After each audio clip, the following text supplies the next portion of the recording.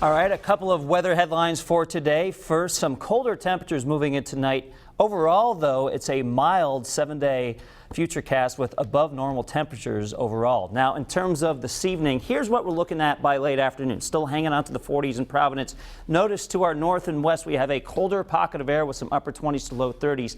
And it's not a direct hit with this cold pocket of air, but it's kind of a glancing blow. So by early tomorrow morning, we are into the 20s, certainly colder than what we experienced this morning, but temperatures should recover back into the 40s by the time we get into tomorrow afternoon. On live Pinpoint Doppler 12, we had the showers from earlier this morning. They continue to push away, and off to our north and west we do have some snow showers, but most of these should not survive the trip into southern New England. Let's talk some snow and declining snowpack for sure. This was right after the storm on Sunday. 5 inches at TF Green Airport, obviously one of the lower snow totals. By Monday, we were down to 4 inches. And then yesterday, when we had temperatures around 50, we brought it all the way down to 0. And you can see that's the case here in Narragansett with pretty much all bare ground. You can see the grass and the street pretty well. Now, of course, in our colder spots, still some lingering snow. This is up at Echo Lake in Pasco, and you could see some ice still here on the lake. 42 your temperature right now in Providence, 41 in Smithfield, and 42 in Westerly. So these temperatures still will support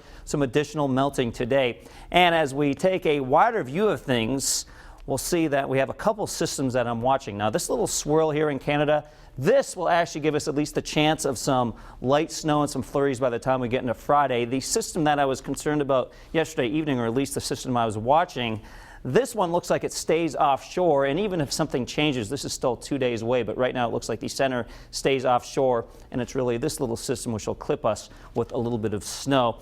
Cape and islands, you could have an issue with maybe accumulating snow, but right now it looks like, at least for our viewing area, we keep that away. Today we're talking temperatures in the low 40s, winds at around 5 to 15 miles an hour. Could see a few gusts of around 25. We've already seen some of that this morning.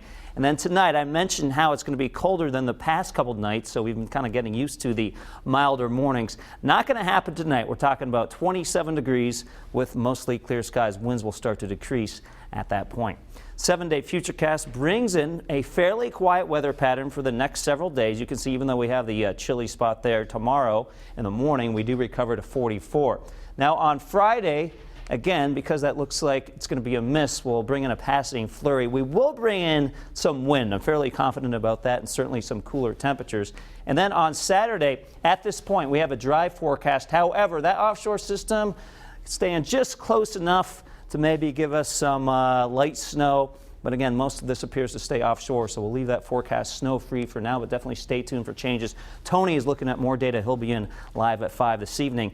And then on Sunday, how about this? 47 degrees, 50 very mild degrees on Monday with the chance of some rain showers. And then on Tuesday, we have a dry forecast, 48 for high temperature. Now, next Wednesday and Thursday, there is a potential big wind, and it looks like more of a rainmaker than a snowmaker at this point. We'll continue to update you on that. But you know, Patrick, when I get beyond the 7-day Futurecast, obviously a lot can change with that part of the Futurecast. And as I mentioned, Tony is all over this weather pattern.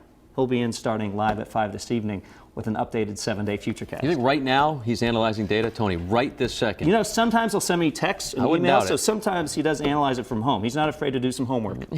All right, thanks, Pete. Up next, let's take a look.